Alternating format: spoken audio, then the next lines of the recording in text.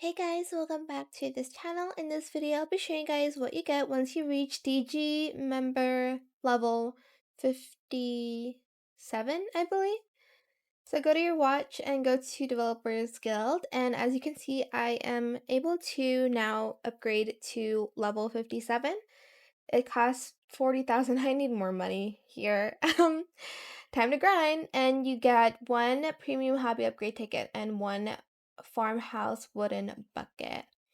Now, I don't know what hobby to upgrade because rainbow is coming up, and I usually do either insect catching or fishing when it is a rainbow, but I will check back later when I know like the actual time of the rainbow because I still don't know yet.